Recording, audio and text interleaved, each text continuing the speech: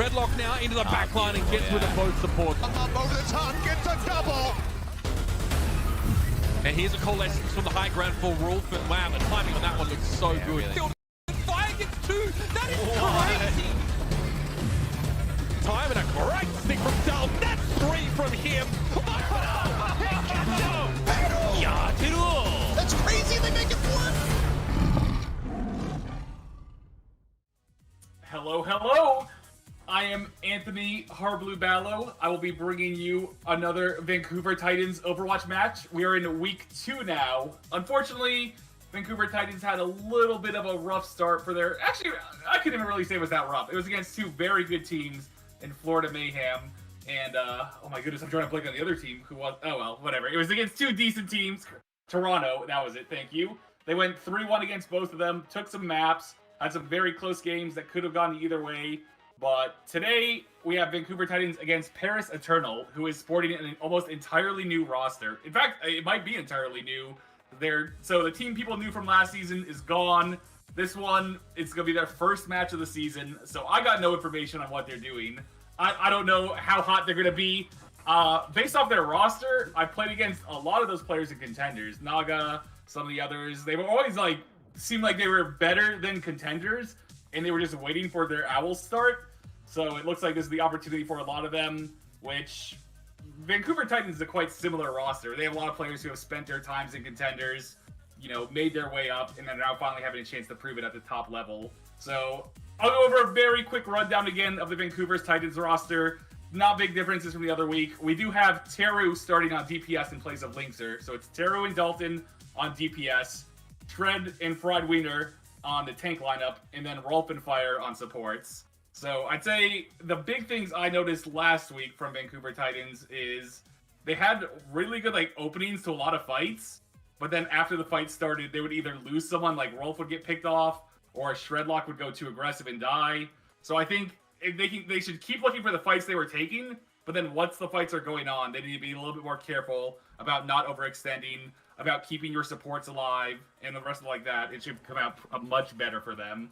But it looks like we're a bit ahead of schedule now. I don't know how much time I have until we have a canned interview we had. Do I got more with Shredlock? We got time to go on still? Or how much we got?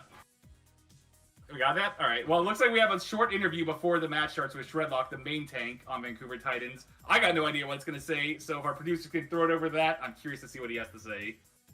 Definitely an advantage. I've noticed myself, I feel a lot more energetic, instead of just playing at home with my dog running around and just my family bothering me constantly. Being here with the team in person has been really helpful. First of all, it's really nice to see everyone in person, especially my teammates. Pretty much all of them, I've never seen them before, so seeing them up front, it's really nice. It really helps with coordination and just brings up the energy overall. And also Vancouver's been really nice, especially this facility. This is way above standards. I expected nothing like this. It has everything I could ever ask for. Yeah, it's got snacks too. So, I think we're pretty confident, especially for this coming weekend. We just have to clean up our play and our teamwork, and I think we'll be good. Well, that was a cool interview. I think I couldn't really see it, but I'm sure it was. Shredlock seems like a cool guy always. But in the interview, we got a few points before the match starts because it looks like they're getting ready to go. So we have the keys to the game, which is powered by Best Buy and Intel. So it looks like, as I mentioned, Teru's May, he's starting. His May has been one of the bright spots, I'd say, for Vancouver Titans throughout the first 2 weeks. So definitely keep an eye on him. Let's see. You got to find your game faster than the Eternal, which means starting off strong. First map is Koth, Oasis. You always want to take that first point on Koth. Winning that first fight can really set the tone for the entire match. And then as I touched on earlier also, don't let the split plays catch you off guard. So we saw a lot of McCree's going for flank plays, sometimes catching Rolf and the others off. As long as we have someone on Vancouver keeping an eye out for that, it shouldn't be as big of an issue. But those are the big keys to the game. Other than that, we also have the store is still going on, vanbase.ca. Unfortunately, there's no 20% off right now, but you can get a signed Titans jersey. So your favorite player, whoever it may be, contest is below in the YouTube description. So right beneath me, you can click on the link there and then get a signed jersey from that. And as always, we have the predicted play with Sportsnet still going on too. So on their site, you can predict what fight's going to happen next. You know, who might win an ult, different things like that. And winner of that can get some prizes, which free stuff's always cool. I like free stuff. But that's about it for me. It looks like this match is getting ready to start. Like I said, this is going to be Paris Eternal's first match, so I have no footage on how they're going to play. Entirely new roster, but as my Preds, like always, 3-1, I'll say Vancouver Titans. Looks like we still have a bit of time to actually, they're just chatting on the desk. So, I don't think, let me look at the behind the numbers. Okay, if we have something to throw that to, I'm always curious to see what that is.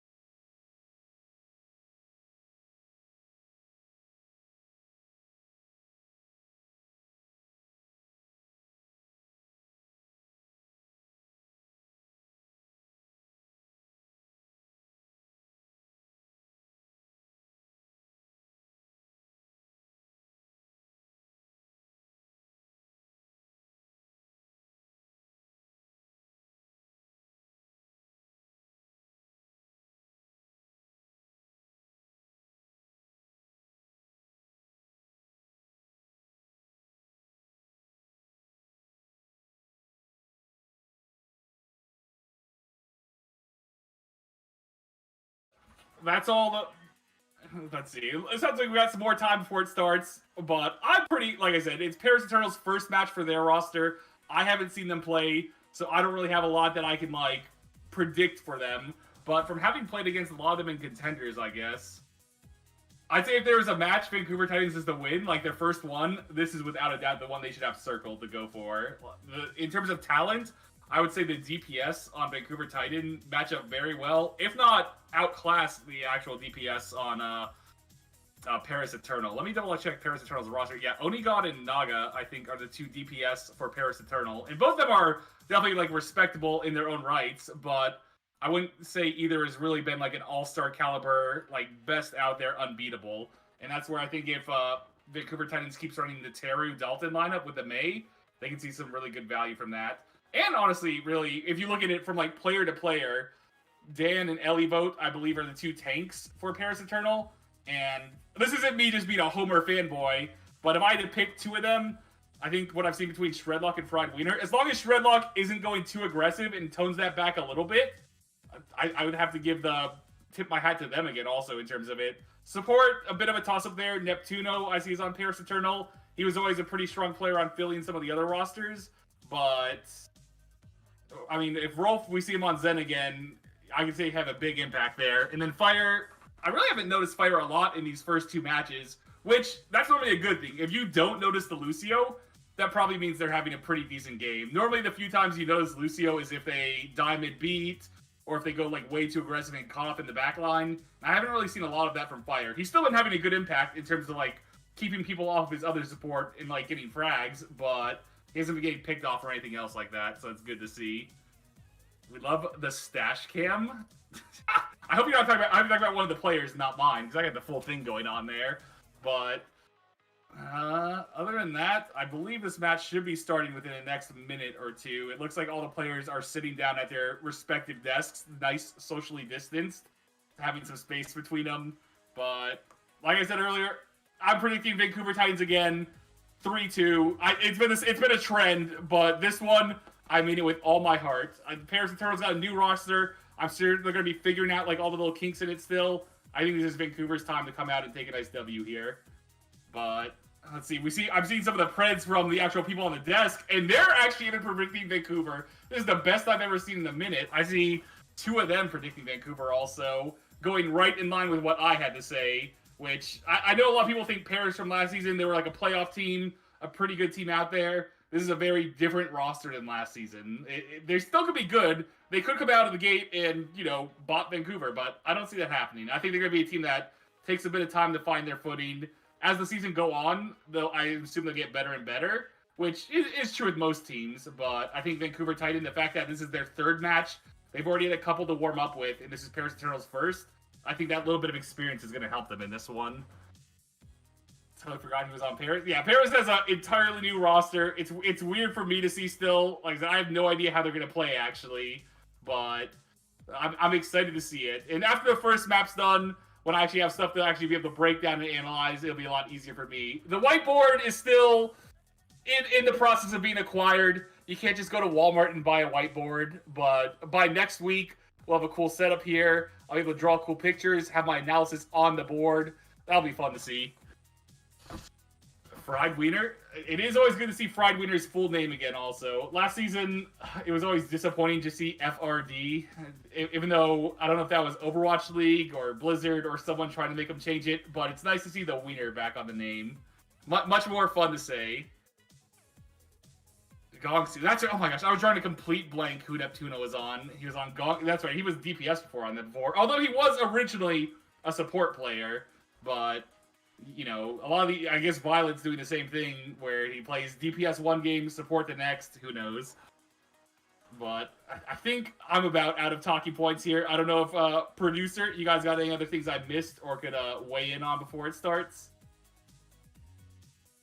All right, well, I think that is it for me. This match should be starting any minute now, and I will be back after the first map to help break it down for you guys, and I will see you then. It was going all sorts of directions. I also noticed that this is where Danny really peels away from the rest of you as well, you know, with his predictions, I think, you know, as Custer and Johnny get left behind. Yeah, I mean, just an astounding series of events. By the way, guys, what do you think of our, like, cow-themed clothing I was today? just Josh? about to mention it. Oh, is it? It looks phenomenal. cow-themed? Loving everything about it. How is it cow themed? Hey, there's a cow. How? What? Oh, okay, I didn't see it. Yeah. Yo, bro, I didn't Josh see has got the a head. cow. I didn't see the cow. Oh, how about you, bro? Right. Is that the clothing line from Martha Stewart? Well, mine could be like a cow pattern, but it could also be like a Call of Duty I thought it was skin. like cloud. Okay, I thought it was like cloud. No, Yeah, I'm getting some Milka vibes. From Now that your you brand, mention it. All right, well, I'm cutting it off there. Let's get straight into the game before we say something we regret. What were they Welcome, fed this everybody. morning, Brent? What is going on I don't over know. there? I don't. They're going crazy. They're going crazy on the desk. But welcome everybody to the Overwatch League of day one of week 2, obviously the 2021 season. You're joining us for the first match of the day, the Paris Eternal versus the Vancouver Titans. And yeah, I mean, if you couldn't tell from the desk, they were pretty split on it. I was also up all night just wondering, where do I predict this going? Because I really am not quite sure. I think both of these teams are going to be quite evenly matched, and it means we're probably going to be having a bit of a brawly game, honestly, between these two teams. Hey, I don't want to say it, but me and you, we casted last season this Houston-Boston game right at the beginning of the season. It went to like, what, 7, 8 maps in the BO5? I'm getting similar vibes from this match here. It could be an absolute El Clasico to begin the season. Yeah. Paris and Vancouver don't have that many expectations for their teams. But what we've seen so far, actually, across the league, even when we're talking about Vancouver and Valiant, the teams that people had the least excitement or expectations for, those teams have actually been pretty decent. Like, they've been able to put up fights against teams that you wouldn't have expected them to put up fights against. So I really feel like the competition in the league has just gone way up in this this year. Yeah, definitely inclined to agree. Let's take a look at the Paris Eternal starters as well. And these are the players they're going to be fielding. And I think there is a ton of talent on the Paris Eternal to be looking at here. Some underrated as well. In particular, I mean, I'm looking at Neptuno, of course, his veteran presence on this team. This guy has been in the Overwatch League since the beginning. And he is one of the oldest players that we have in the league as well. I mean, he provides that kind of stability that I think a young green roster like this, with a lot of these players haven't played in the Overwatch League before, is really quite essential, I think, to the makeup of it. Sure, and a lot is made up of, you know, Paris Eternal, they've got such a rookie roster, we don't know how they're going to perform. Onigod has been in the league before, and we know that this guy is really talented. And he was playing at a ping disadvantage last year when he was playing for the Dallas Fuel. Now it's going to be even across the board with the teams that he's playing against, despite these guys playing from Europe. And Elevote as well has dipped his toes in, playing for the Washington Justice. So this isn't a completely green roster. They have enough veteran talent or enough experience to be able to get them wins. Well, on the other side of things, they're up against the Vancouver Titans. And this is a roster that, I mean, we've already seen them play, but ultimately, you know, they're still trying to basically scrap their way up the rankings, I suppose. This will be an important match for them to take away here. I gotta say, I love Fried Wiener's mustache. It's so good. It's just fantastic. Whenever I see his player cam, I mean, it's just gorgeous. He's ascending into... He looks like a dad that's going to go out grilling, you know, after the game. That's what I mean. Yeah, he looks like he needs to get some jean shorts on, tuck it in, he's got the white socks on, he's got the Crocs, and he's just grilling up a storm, you know. And he's got an apron on. He's got the Soldier 76 apron that they released a while ago with the cookbook series. Yeah, he's going to be ready to go. Yeah, I appreciate it. I mean, it's different, isn't it? You don't see it often in the league. Yeah, he might be able to make grilled chicken of the Paris Eternal here, or maybe they'll just be serving prime Wagyu beef the entire game. Very hard to know, actually, when it comes to this game. It really is hard to get a read on how this is going to work. Our first map in the series is going to be Oasis, and the desk was talking a lot about expectations for the Paris Eternal being a lot around this rush composition, where Hanamura, Eichenwald, Nepal are going to be good maps for them. Oasis and Gibraltar, the areas where we're starting out, these are not great maps for running rush. Oasis University definitely is, but the other two stages not necessarily expected to run it there. So I think early on we're going to get a test of what Paris can do, what their comfort level with the meta looks like, and how even these two teams really are.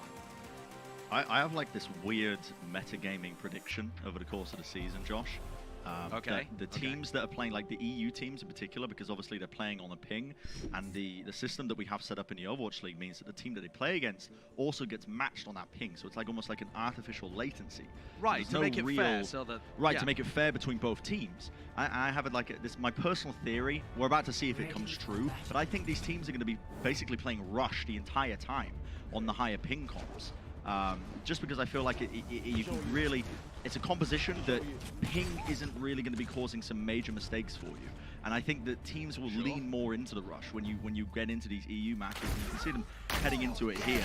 And it looks like early on, at least, I might be onto something here, but we'll see how the rest of the series goes. Yeah, we've seen the NA teams and the APAC teams. Some of them like to run rush here. Some of them like to run Winston or ball compositions. But for the Paris Eternal, a team that's been born and bred, molded in the fires of Rush over in Europe, it's Reinhardt Central for Dawn. Yeah, and immediately you can see that the Paris Eternal are going to be taking up this high ground. And they're just going to be holding the positioning. The teams are just waiting for an opportunity to strike. The Maywall's going to be coming in handy to try and, again, separate off anybody who's stepping too close. And it is just patience from both of these teams as they're waiting for the point to unlock, and eventually that's going to cause the go button. As you can see, the ice wall's laid down, but Dan's been caught out of position. Teru is trying to freeze him up. Dalton finding the first pick as well onto Neptuno. The Immortality Field is used, but Dan eventually shredded down. Too much damage to overcome. You can see as the players, the rest of the Paris Eternal will fall. The Vancouver Titans taking away team fight number 1. Two very different approaches from both teams. Neptuno took a really aggressive position up in the sky, waiting for Vancouver to get onto the point so that he could set up with a boop engage. And instead, Paris always taking the aggressive position. They took the early aggressive high ground position, and then they were the ones to initiate. Good defensive play, though, and a nice wall from Teru, who is already starting to make his kind of position known in this team on May. 60% up to his Blizzard, similar position for Naga. It's going to be Khan with the first ultimate on board. That Amp Matrix could be crucial to get Vancouver off the high ground. Deadeye's being used by Dalton. That's just going to be pushing them off. Forces the ice block out of Naga, and you can see Shredlock getting that pick off, opening things up tremendously. It's going to be the demon for Elevote, but straight back to the drawing board immediately here. Unfortunately for Paris, they ended up committing the amplification matrix into this fight to try and turn it around, but wasn't really for much. It was a nice positioning of the Immortality Field from Khan, right around the corner where nobody could get to it, saved them from Dalton's Deadeye. But as he put down the Amp Matrix, Shredlock just followed up. Huge shatter, caught 2-3 people, and that's the Paris Eternal out of the fight. Vancouver now in a great position, again, playing reactively here. I like it. Now Rolf has this window, this Amp Matrix from the high ground. I mean, it can be brutal if you're trying to play into it. He wants to lay it down, he's trying to get it into a decent position, and there you go. Neptuno caught out of position. That was the headshot through it to just instantly take him out. You can see the self-destruct's committed here as Elevote's trying to turn the fight around. And just about blocking the previous. And look at that! Oh my goodness, the Earth Shatter will be connecting, but it's a bit futile at the end of the day because the rest of the team just staggering out. You can see the Vancouver Titans happy to press the advantage now as they realize 90% in counting. It's looking like round 1 might be in the bag. Desperation time for the Paris Eternal. They're going to go on to high mobility heroes. Down on the ball, Onigot on Tracer. But like you said, Brent, it's all but wrapped up. It's going to go overtime and be scrappy, but for the Vancouver Titans, it's about getting that focus fire. Rolf has been voted off the side, though. No immortality field, very little healing. This opens an opportunity for Onigot to get work done. Have to touch the point. They've got to touch this. The overtime's going, but you are right. An opportunity for them still. Neptuno going to be caught up as well in the hammer swings, and the ultimate's not even necessary here. Shredlock holding on to the Earth Shatter, saving it for the next round, apparently. There's going to be 100-0 for the Vancouver Titans, and immediately, once again, as was preordained, the prophecies were true. Danny Lim off to a roaring start. One round Andy. That's what we call people like you that are calling the I like game to jump after to the first. I like to jump to the conclusions, you know. I mean, hey, we're onto another rush map here, and Friedwiener, at least at the beginning, hinting at the fact that he might be trying to run the Sigma.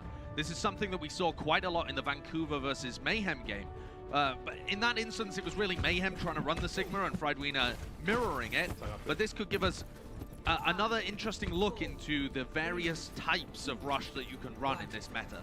The Sigma tends to hold on off angles, be a little bit of bait, and try and put down some consistent damage with the McCree, and it gives them a shield to play behind too. For Paris, it's all about playing fast. Neptuno's speed boosts have to be good. Isolating Friedwiener is a huge import. They're gonna have to make it work here. Look at that spam damage coming through. Naga being chunked down. Healed back up though, and they're just slowly pushing across the point. At some point, they do have to go here, and now they're gonna choose to engage. Friedwiener was the target, but the Ice Wall. Look at that terror, keeping his team alive. They did force out the Immortality Field as well, and the Vancouver Titans just wrap around. Steal the point away from them. Not a single casualty yet, but the ults are being built up here. And now you can see the Amp Matrix, the window, falling down here as Khan just tries to make the most of it, but the wall again blocking it. Onigon being caught out of position. Friedwiener just pumping in just that consistent damage of the Hyperspheres. And it's a scrappy fight, but again the Vancouver Titans are the ones who are coming out on top. Yeah, Paris are really struggling here to get good main wall engages and be fast and decisive in. Teru had a great wall though. The wall not only cut off the Amp Matrix from Khan, but it also sliced the Paris Eternal in half. And Paris have regrouped a little bit. They're going to be able to go for another engage. Oh. Again, a May wall, almost Team X Elevo. Yeah, I mean, Teru's May walls have been really integral to a lot of the success here of the Vancouver Titans. The Deadeye walled up, tries to make it happen. The flashbang comes through as well, as it is going to be a brawl inside. Darn will fall as the Immortality Field just wasn't quite connecting onto him with that. The line of sight just out of reach. And they're going to be pushing for all of these kills. Naga did not intend to boost Dalton up on that wall. The wall was supposed to cut him off and make sure that the McCree was just stuck behind it. Instead, almost gave him a high ground to be able to take them all off above the Rhine shield. Vancouver are still really in control here. Paris are not able to elevate the tempo. Their players aren't playing quick enough, making the decisions fast enough to be able to properly attack. This time, a nice Maywall does start things off from Naga. They catch the first player. Wall out from Teru here to be able to block the Amp Matrix once again. Well, this is a huge gravitic flux. The reactive shatter comes out from Dawn to try and turn it. A sound barrier, though, traded by both these teams, but it's not good enough, man. 90% in counting. The self-destruct doesn't get anything. And the Vancouver Titans, what a vice grip they've got so far in this map. Neptuno's going to desperately try and keep this overtime going, trying to keep his team in it, but they're just being pressured from every single angle. Blizzard comes through as Naga tries to at least keep this one going. Might get the pick onto Shredlock, indeed he does, but no Icebox to survive any longer. Still Elvote as well. Keeping it tickling, who knows? Tickling it? Why not? And it looks Still like going what for the the point. Paris Eternal are doing to them. It's only tickling at this point because Vancouver Titans are just set up. The people are flying back in. Onigot does what he can, but at the end of the day, this is decisive. No, almost flipping the point there. It felt like. Yeah, but it looks like they've got a firm control now of what's going on. And there you have it, the Vancouver Titans taking map number 1. And remind me, Josh, do you know about this social media thing that the Vancouver Titans are doing? Is it if they go to map 5, there's like, they're giving out breadsticks or something? Something about breadsticks. I know that their players have been desperately hungry, begging for breadsticks all week. But it's a new week, Brent. A new week to acquire more breadsticks. Well, but I thought it was only if they go to map 5. So what I was going to say is maybe. This look, punishing Vancouver for being competent in a very, very good map 1 here. No breadsticks. I don't know how it works. I don't know what social media campaign they're running, but that is map number 1. And God, what a dominant performance. Really upsetting, I think, a lot of our expectations of Paris coming into this as well. We'll see if they're able to come back from this one after the break. Don't go anywhere, ladies and gentlemen.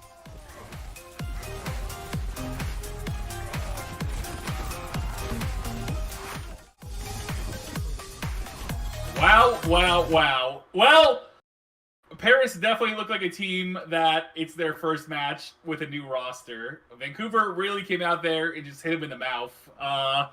Really not a lot to say on an individual standpoint. It looked like they were outclassing them in every single angle, which is kind of what I thought might happen. I didn't want to predict that too early and sound like a big dummy, but from looking at the Paris roster, it's like a lot of contenders players who looks like they're getting their first shot in Owl, and I guess Vancouver Titans give him a warm welcome to Owl there with that one. I don't even think I saw anyone die on that second point.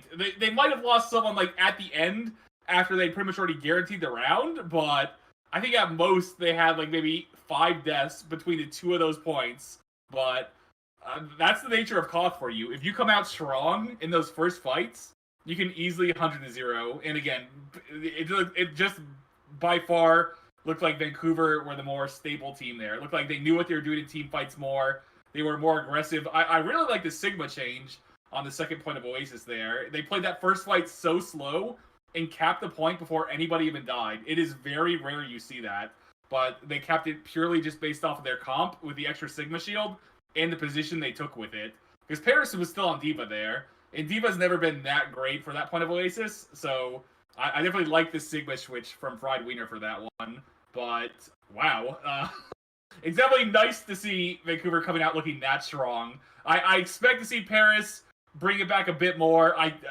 Next map is, let me pull up here on the document I have here. We got Gibraltar next. So, payload map next. Paris should be able to have a better showing here. The fact that it's not like Call of Duty, you can just easily stomp a team. Should be a bit closer, but I mean, I'm not, we're for Vancouver here. This is the Vancouver Titans stream. If you're here rooting for Paris, I don't know what you're thinking.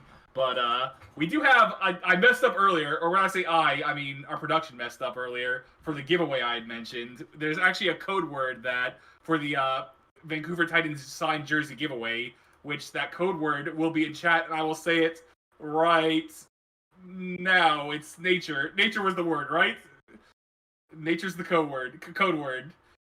So if you want that jersey, the signed one from, they can get it from any player, right? Is it a specific player? Okay, so any player you were choosing, any cool ones out there, you can use that code word with the link.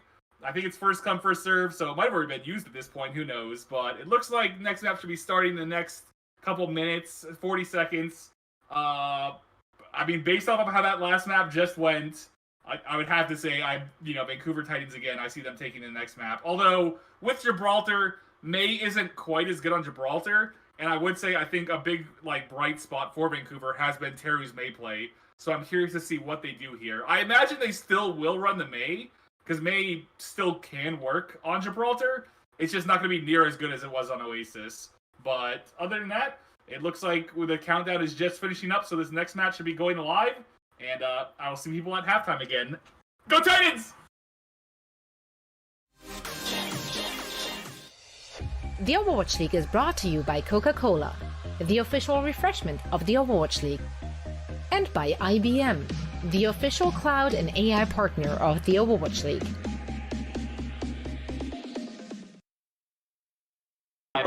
Mic check. My mic sound good? Yeah, useful, good projects.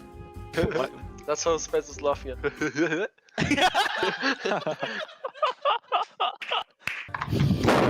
Oh, that's loud. Yeah, don't ever do that again. Kev, you're not that famous. Relax. You're like an AI. That famous. The picture of you is literally a Genji drawing. Piggy, why have 2 mouse? I took it. You should use it. Stop talking, thanks. Thanks. Hey.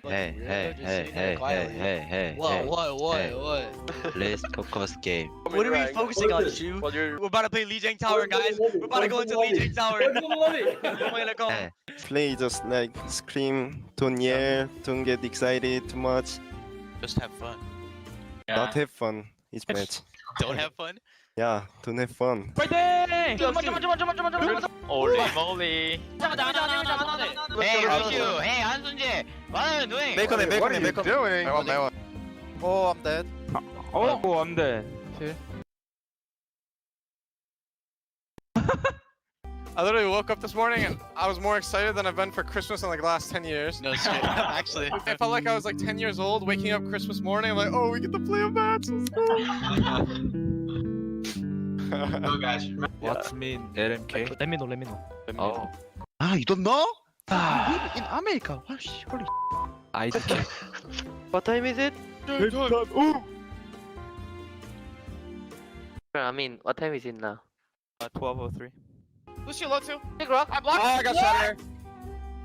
장원이.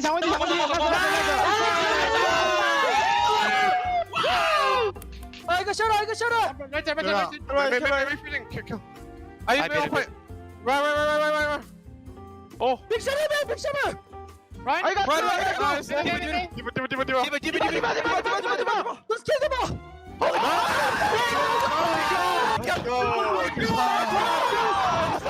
Hungry, you're the best main tank in the world now!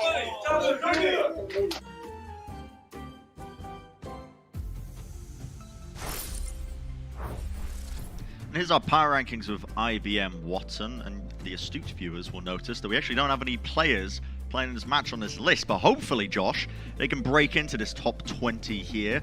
You know, maybe the data will favor them in some way or form, and they might end up here one day. I know that, you know, it's every child's dream to one day end up on the power rankings with IBM Watson.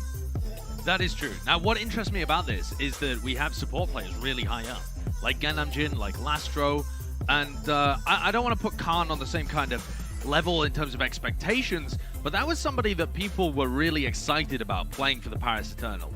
On Baptiste, on Zen, the way that the coaches of Paris and the players that have played against Khan were describing him, and the way that he looked when he was playing in Contenders, was an extremely mechanically gifted player in the backline who Neptuno said it was like he was going to be operating a gun and firing it at his opponents. Like Neptuno was going to be the brain, and Khan was going to be the aim in the backline. Wow. And on the Paris Eternal themselves, they've got Suna now subbing in for Naga. This is really interesting, Brent. Suna playing against his former team.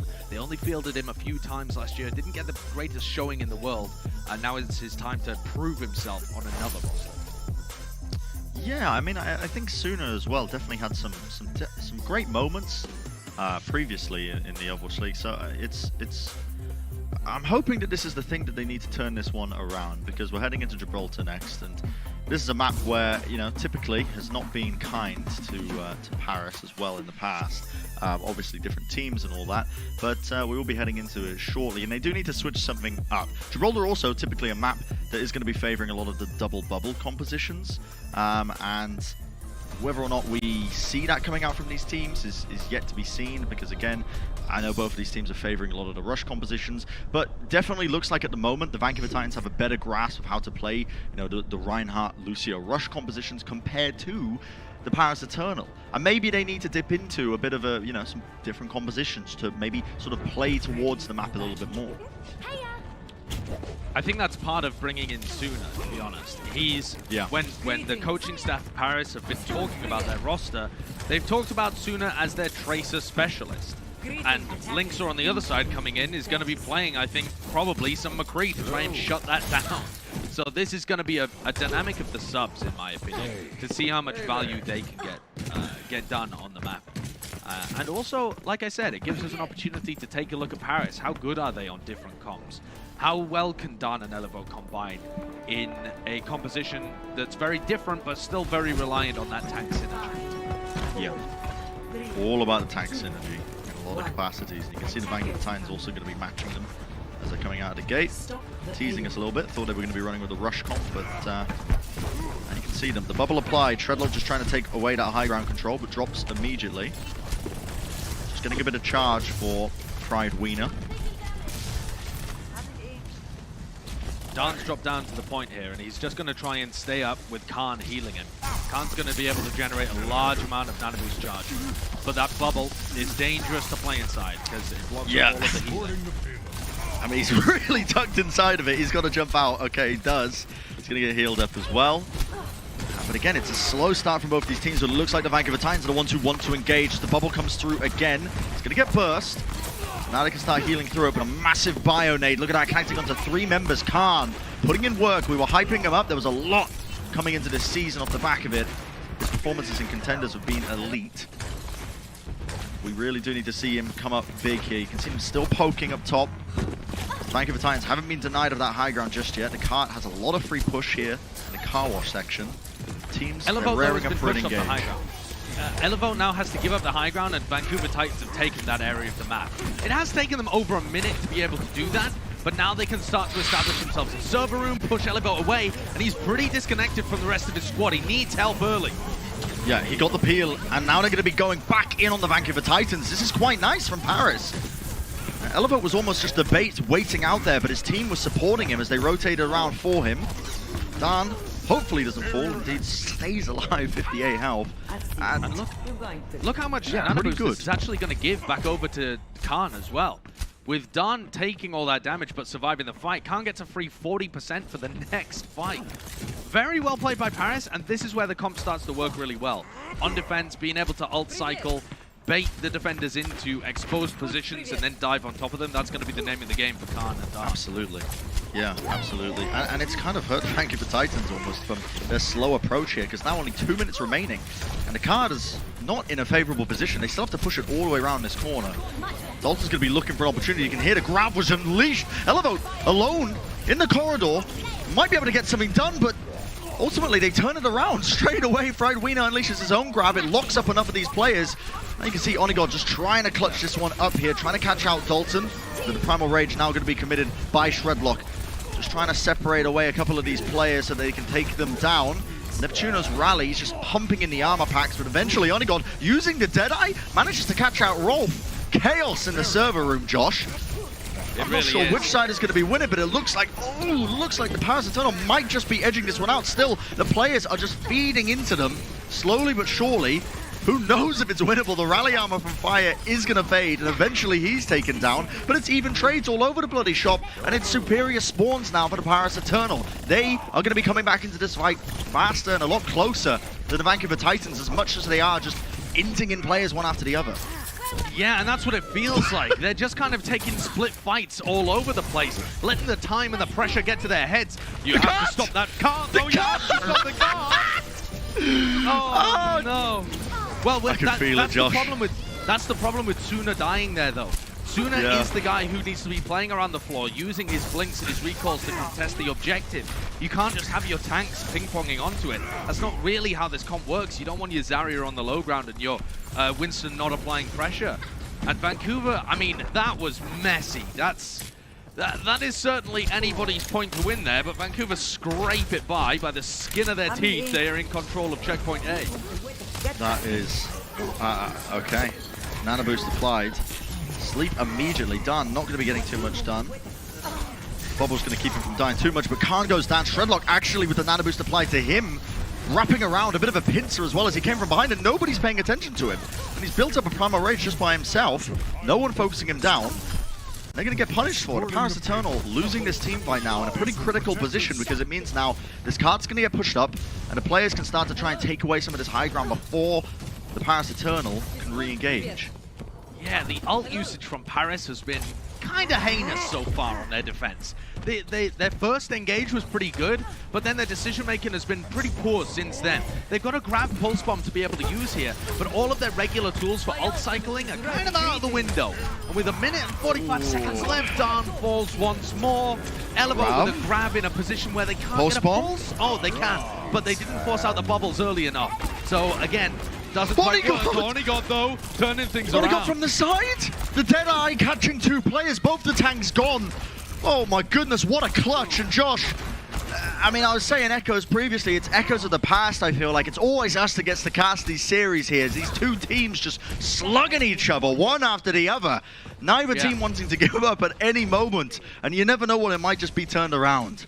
Exactly. But when the games get this messy and when teams refuse to disengage, anything can turn the entire fight. Onigod's just blinking into this grab. Pulse Bomb doesn't get anything, and then the Deadeye from this back position. Okay. Gorgeous. Takes out both of the tanks. Why not? Nicely done. Nicely done. The high ground position was taken here by Paris. And look at this. Oh my god, the grab into the Pulse Bomb. I mean, they just baited them directly into it. It's not over just yet, though. The Paris Eternal are looking to try and turn this, especially with that kill onto Shredlock. Taking away the tank. Someone's got to contest this point, though. Onigod peppering them from above, and he does find the pick just in time. Nano Boost now applied over to Elevode as well, and he's going to be charged up and trying to build up a bit of his grab now. Only 9% remaining until he gets the rest of that going. It's looking like, as scrappy as it is, Dan needs to disengage. He needs to be healed up here. It's just about, yep, okay, they're just about going to be able to disengage and squeeze away from this team fight. Rolf will have a nano boost. Shredlock has to go huge here. If Shredlock gets a dive into the backline and catches Neptune on Khan, maybe it's winnable for the Vancouver Titans. For Paris are getting big ults online and grabbing a pulse here, they should be able to finish it out quite easily, especially with that kill on Dalton. Nano applied to Shredlock. He has to use the bubble because of the Deadeye. I mean, he's just been keeping it way too long. They didn't burst the bubble in time, so he will survive. But a lot of resources poured into him to keep him alive as the overtime's going. Linksa has to roll forward to try and contest this one, but the grab onto the high ground. That's beautiful from Elevode. It's going to keep him locked up and away from this point. And the Vancouver Titans are only capable of pushing it in just before the end of this hangar phase. So a real solid win condition now for the Paris Eternal. Yeah, and this is more what we were expecting from this match, I feel, with both teams just whacking each other, just taking lumps out of each other, refusing to give up on fights, a bit sloppy in terms of their coordination, but big individual moments being able to turn things around. Yeah. And you can see here from our map leaderboard, presented by Xfinity, it's Paris that are looking to try and turn away history because it was one of the best times set against them. With the Shock versus Paris game. And yeah, this is a different Paris Eternal squad, obviously. Definitely. A very different Paris Eternal squad. They're definitely looking to try and, I suppose there's some elements they'd like to carry forwards from that previous Paris Eternal squad, but that's not one of them. Hello there. No, that certainly is not. They'd like to leave that in the past. but this is more similar. The level between both of these teams when it comes to the double bubble compositions seems to be a little more in line with what we were expecting, which is weird because we really did expect the Europeans to be the teams that were better comparatively at the rush comps. Instead, Paris have got themselves a very winnable situation here. They're going to be attacking. Let's see how the ult cycling works when they're on offense. That's what it all counts for. You can see exact same approach as last time. Dan, though, this time taking the high ground up. Just trying to build up that Primal Rage a little bit. That's why you got the bubble, gives a bit of charge to Elevode as well, for him to eventually push through, forward with. And it is essentially a slow push. Both teams just going to be, again, tickling each other, touching the point every now and then. Dan as well, again, just gets denied actually pretty quickly away from that high ground here. And Vancouver Titans haven't been pushed away from this, so they could choose to re-engage off of the back of it. It's a bit all over the place as of yet. They're struggling to support Elevode. They're trying to get their Zarya into that high ground position across the bridge, but Dan got denied when he tried to jump up top. You can see Elevode here. They're trying to push him and the Brig and the Ana and the Kree across this narrow bridge and through the small hallway in front. But Vancouver Titans are not giving it up. Khan is going to have a nano boost here though. Nano onto Dan would be pretty huge. That's really what they need. Dan gets a good jump, takes the bubble, drops back down again. Looks like that wasn't his opportunity to hardcore engage. Now. This is it. Now they're going to be going, and I think they actually comboed as well as they pushed across the bridge at the same time. Bit of a pincer approach as well. They had to just back off into Dan with the Tesla Cannon cleaving through them. And it looks like the rest of Vancouver will be following shortly. Yeah, there you go. That's how a nano boost clean fight. It can just win you a fight immediately. That's the value of being able to just charge up the nanos. You can play slowly for a while, get that ult online. It provides you with a big win condition. The Vancouver Titans didn't choose to fight over checkpoint A, and that gives them control of the high ground here. If they can punish Dan, he's going to have Primal available, but that Deadeye from Linksa threatens to take him out. Okay, he got slept up in the side room, but immediately woken up as well. Dan ended up popping the Primal just to try and essentially survive through the burst damage that was coming his way. Elevo falling very, very low. The grab committed onto him, only one target, but that's all you need, because the Vancouver Titans are really investing everything to try and stop this one. A lot of ults being used just to stop them in their tracks there. Big ultimates as well. They're not going to have the nano to rotate around with the Winston going in, of course, engaging, trying to build up the Primal Rage, which is pretty integral when you're running this double bubble comp. Taking a look at the ult situation that's online, I mean, again, we've got these opportunities for grab and pulse, but the ults aren't the most important thing here, it's the positioning. Vancouver Titans are up on the high ground. It's going to be hard to knock them off. Thankfully, they don't have a nano boost, they don't have a primal to be able to deal with, so Shredlock isn't going to be as destructive as he normally would be. A waste there from Fire, tried to bash to deny Dan getting on the high ground. That is fantastic, though. Khan falls, and he had the nano. That's going to slow things down a lot. Just laying down the pulse bomb like a little egg. It looks like the Vancouver Titans are happily able to clean up at least a couple of more of these players. Elevo will fall. And yeah, Suna just realizes, okay, we got to get out of here. Got to reset. Not a winnable engagement, but a big fight for the Vancouver Titans to win now. It is. It definitely is. And Rolf is now edging up towards his nano boost as well. What I'd like to see for the Paris Eternal is, instead of trying to combo this grab and pulse bomb together, which means that Suna needs to be on the high ground, play Suna down on the payload and see if you can get value out of the nano engage from Dan instead. But you need that constant point pressure. And Lynx is going to have to drop off the high ground if he wants to try and contest, otherwise it's just a Tracer 1v1. That is a big Bionade. That's a huge Bionade, and Khan is the one who's going to be obviously great sleep, paying off big time. Great sleep here, connecting onto Dan. The Primal Rage is not going to be getting too much done now, but it's on both sides. Just sleeping monkeys everywhere. Now you can see Shredlock, he does have a little bit of the Primal Rage left. Just about got his bubble as well, but his 100 HP being bursted. His bubble actually dropped to the low ground as well. He's in a precarious position, and they've been burnt down, locked up. The grab connects. The Deadeye from afar. Onigod looking to just try and seal the deal here and put a map on the board now for the Paris Eternal. Lynx are pushed away from the high ground. He was one of the last deterrents away from it.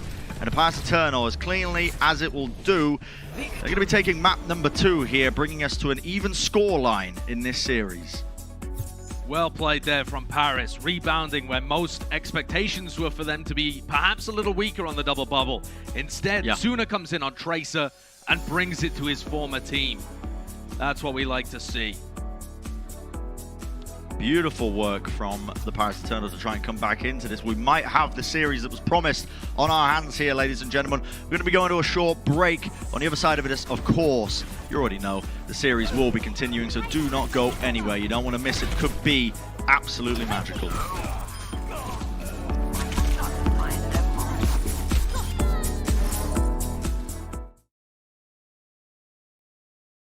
Well, I guess the 3-0 dream will have to wait for another day. A much better showing from Paris Eternal there. It would have been nice to see Vancouver keep that same momentum from map 1 going to map 2, but on the bright side, this means map 5 is still in the future potentially.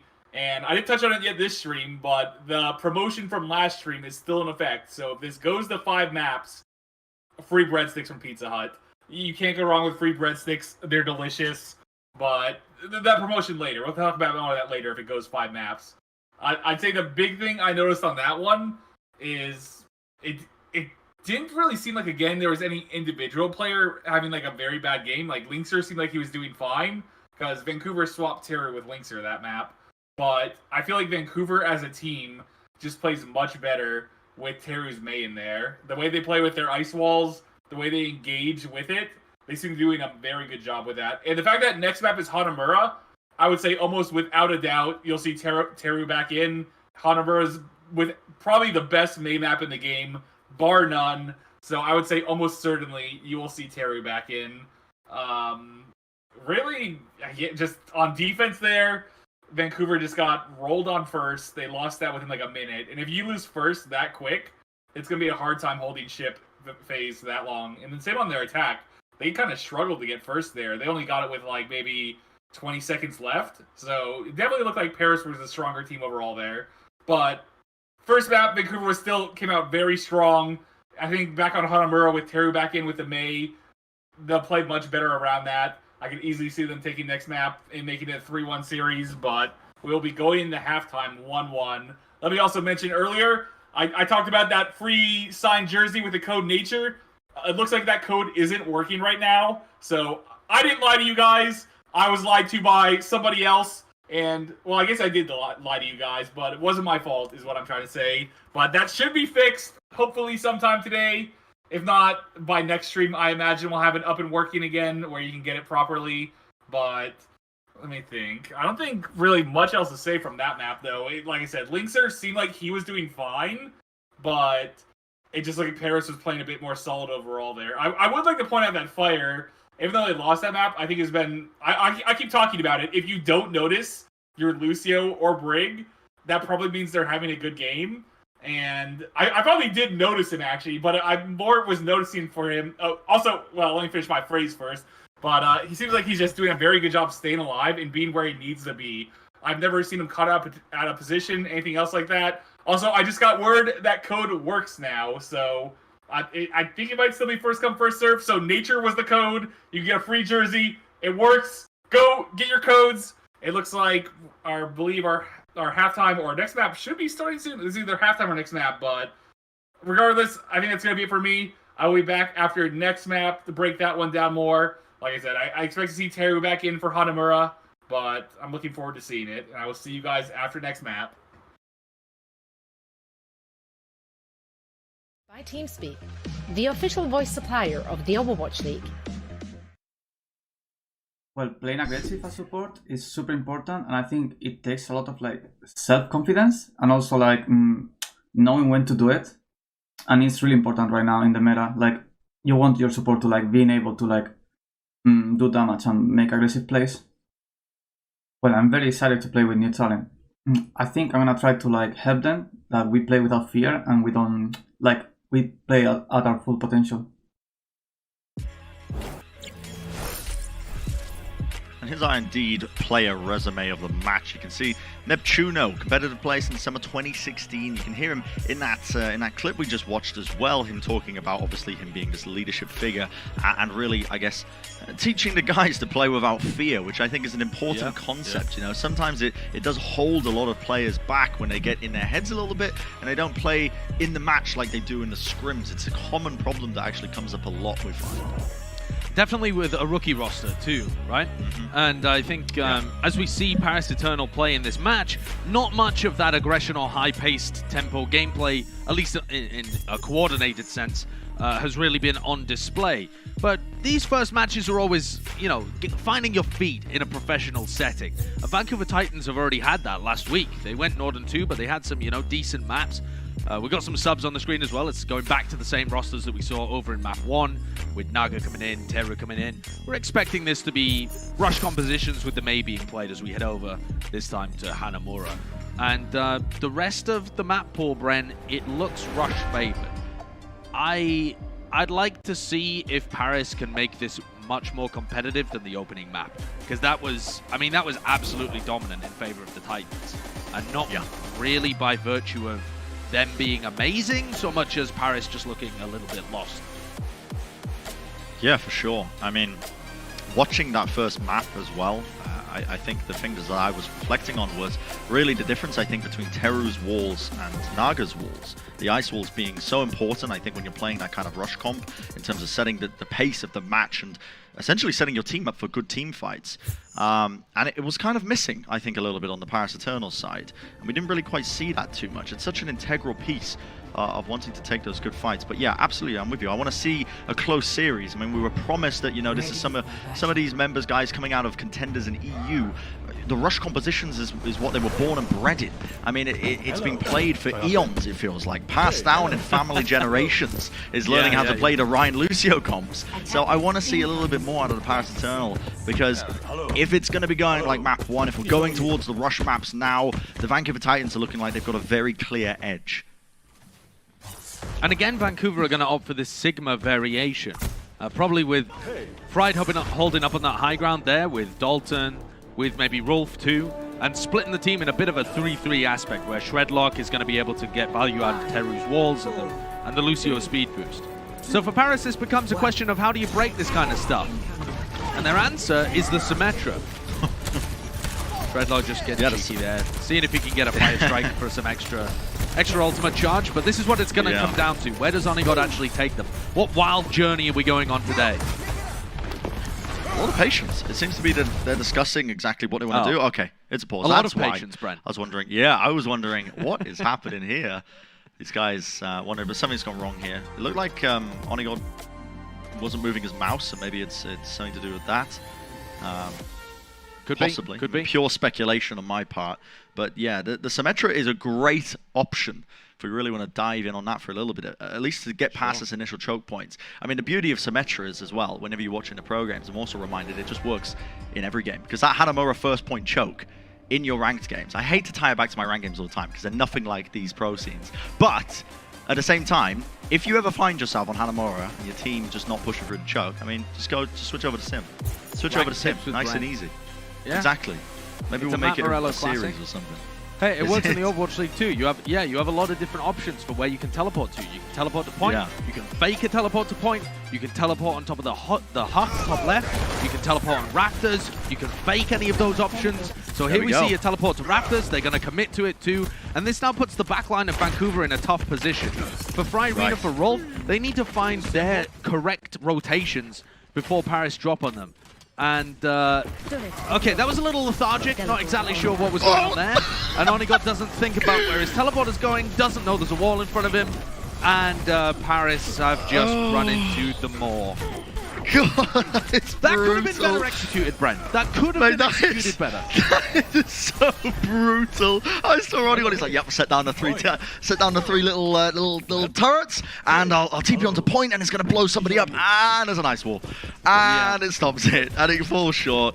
I think the pause might have rattled them in that fight, though, a little bit. I want to give them a bit of, like, shoot them some bail here, to be honest, because Paris Eternal, they're going to go for a similar push right now. Again, the backline of Vancouver need to rotate a little bit, and Paris are going to think about where they want to go. Again, a little slow here, maybe trying to fake what direction they're going in, sneaking around. Yeah, they're playing it so slow. Okay, now the TP comes through, but it does actually manage to get past the ice wall in time, but the players have been blown up. The Amp Matrix is way too much damage to just be walking into here, even with the TP to try and chop and change and break the ankles. Not enough. The Sim wall being committed now as well into this. And I think that was Onigod just going backwards and forwards between this TP. Dodging, avoiding a lot. The Paris Eternal using their own amplification matrix. Now Vancouver have to respect this. Moving around, you can see Teru again, another great ice wall. It's going to be buying them a tiny bit of time here. Teru just trying to get the freeze off. Oh, tries to unleash the Blizzard, but look at the Earth Shatter. It's wonderful. Connects onto multiple targets here.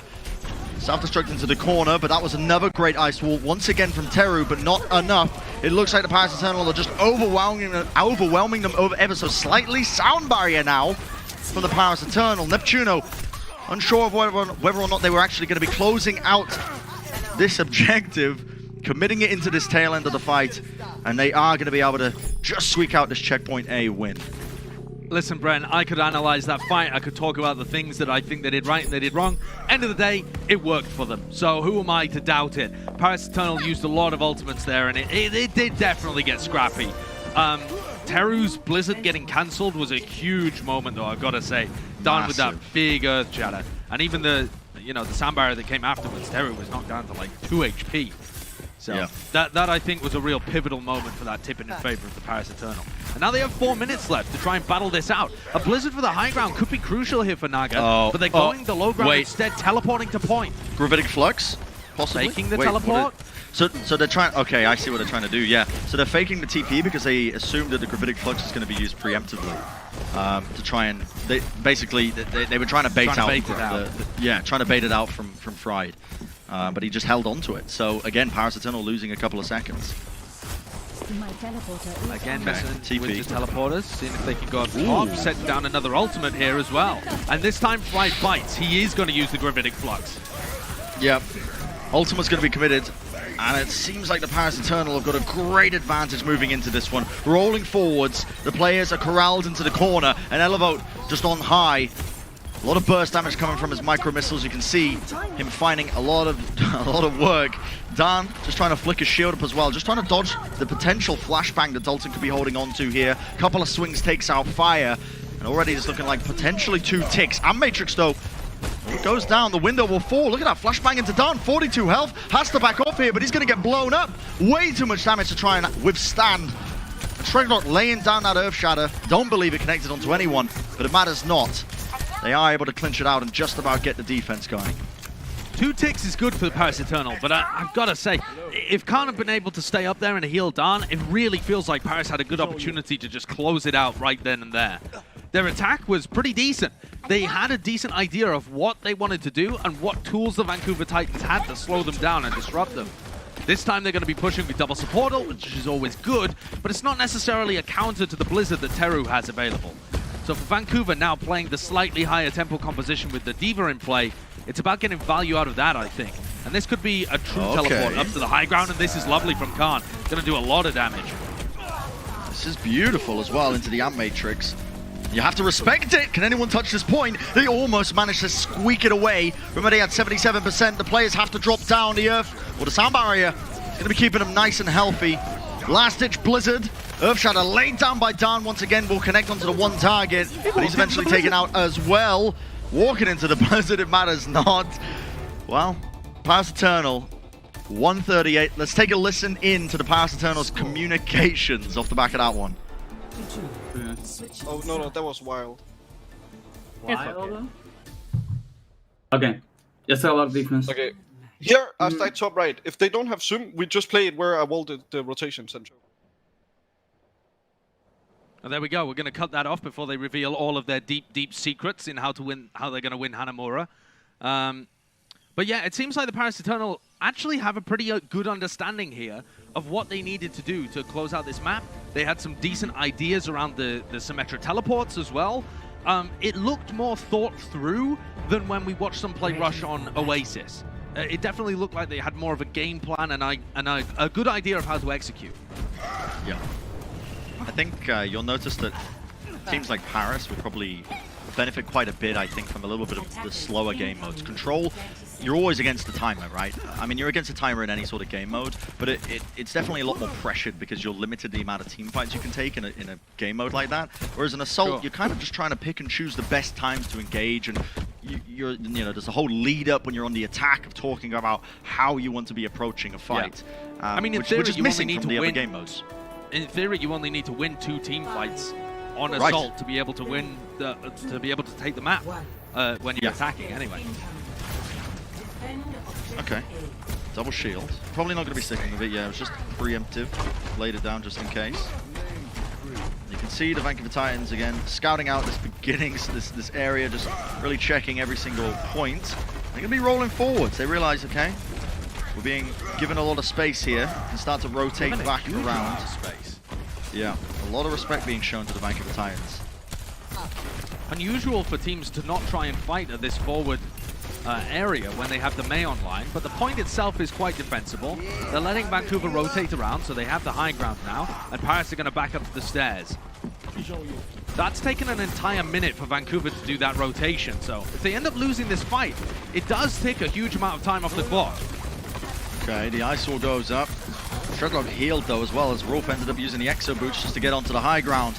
Immortality Field is committed from Paris, but immediately taken down, but it is going to be them finding the early advantages as kills are going their way. Shredlock frozen up, still Teru looking to try and clutch this one up. Dalton asking for the pause in the middle of the team fight. Unfortunate timing for them. Something going wrong on the Vancouver Titans side. I mean, that is a pivotal timing to go for a pause like that as well. That was this team fight's kind of all over the place, to be honest. Vancouver Titans are allowed all of the space, rotate up on the high ground.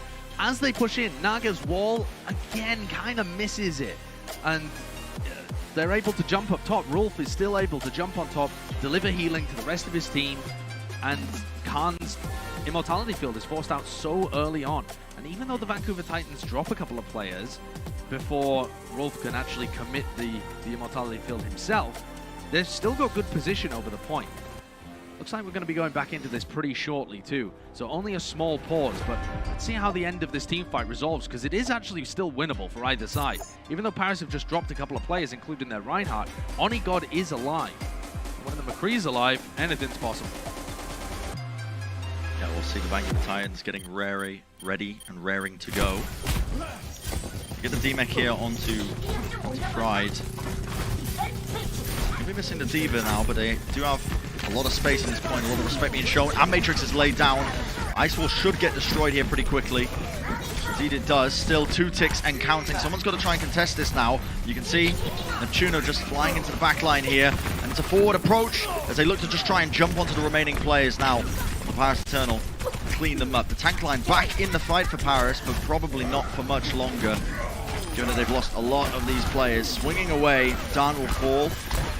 And yeah, they're just going to be just throwing the bodies onto the point just to try and buy as much time as possible, but it will be the Vancouver Titans winning this out. 5 minutes now to work with as they're pushing into checkpoint B.